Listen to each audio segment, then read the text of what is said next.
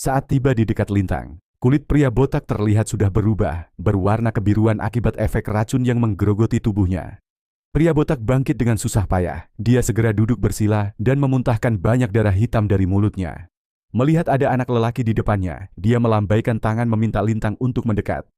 Lintang yang juga tengah terluka waktu itu nampak sangat ketakutan, namun entah kenapa nalurinya mengatakan agar dia jangan takut dan menuruti apa yang diinginkan pria botak.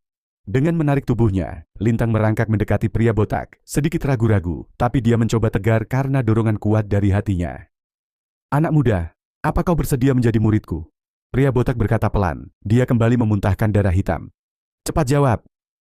Kali ini suaranya meninggi membuat Lintang tersentak dan segera mengangguk beberapa kali.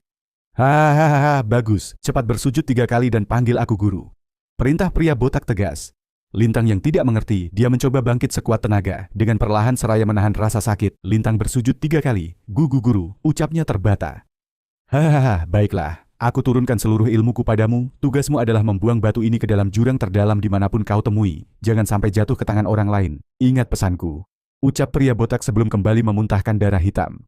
Lintang mengangguk cepat. Dirinya tidak mengerti dengan apa yang dimaksud oleh pria botak. Bocah lelaki itu pikir, dia harus menyenangkan hati orang yang tengah sekarat. Pria botak segera memegang kepala Lintang dengan tangan kiri dan mengarahkan telapak kanan ke arah keningnya. Cahaya keemasan segera menjalar masuk ke tubuh Lintang melalui kening membuat bocah itu berteriak keras, menahan sakit yang teramat sangat. Pandangan Lintang seketika berubah gelap. Tubuhnya menggigil sebelum berakhir terbaring lemas tidak sadarkan diri. Lintang kembali tersadar ketika tubuhnya dibangunkan oleh Sugi seraya berteriak keras memanggil namanya. Perlahan, Lintang membuka mata dan melihat seluruh hutan tempatnya mencari jamur telah hangus terbakar oleh api.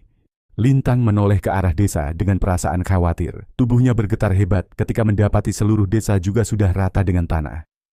"Tidak ibu, ayah, ibu." Lintang berteriak histeris memanggil kedua orang tuanya. Seketika tempatnya berpijak berubah menjadi jurang tanpa dasar. Tubuhnya dengan cepat jatuh meluncur masuk ke dalam jurang. Tidak! Kelentreng. Brak!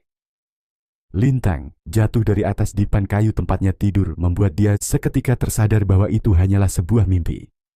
Mimpi yang selalu datang menggambarkan segala kejadian nyata.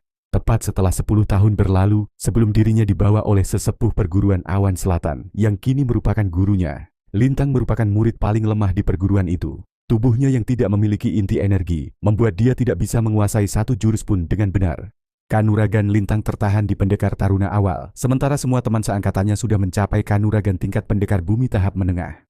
Membuat dirinya terus dibuli dan dikatakan sampah oleh semua murid perguruan. Hanya Masayu Sri Kemuning saja yang peduli padanya, gadis cantik anak tunggal dari sesepuh perguruan Awan Selatan. Lintang bahkan tidak dianggap murid oleh semua ketua perguruan. Setiap hari dirinya hanya dipekerjakan sebagai juru masak bagi para murid di sana.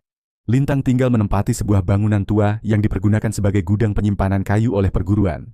Dia diperlakukan layaknya budak yang tak lebih dari sampah. Yang menemaninya setiap saat adalah seekor anak beruang bernama Limo. Anak beruang yang tidak sengaja Lintang temukan di pinggir hutan terlarang saat tengah mencari rotan merah sebagai bahan ramuan pengeras tulang. Selama tinggal di perguruan Awan Selatan, Lintang memang tidak dapat berlatih jurus. Namun tidak disangka otaknya sangat cerdas dalam hal meracik ramuan. Hanya saja kemampuan itu dia sembunyikan selama 10 tahun. Latar belakangnya sebagai pemburu tanaman obat membuat dia mengetahui berbagai jenis tanaman yang bermanfaat bagi tubuh manusia.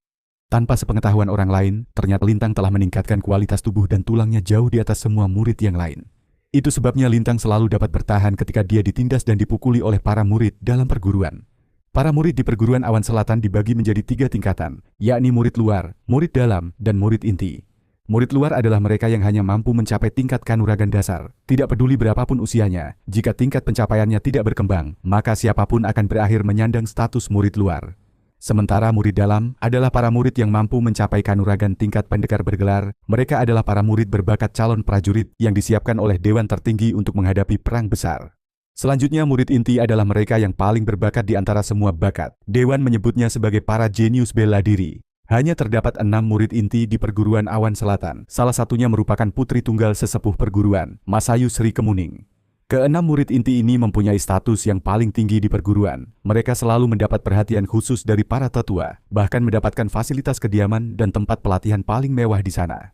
Tidak ada seorang pun yang berani mengusik para murid inti. Selain kanuragannya berada di level atas, mereka juga merupakan anak kesayangan para tetua. Siapapun yang berani mengganggunya akan langsung dikeluarkan dari perguruan.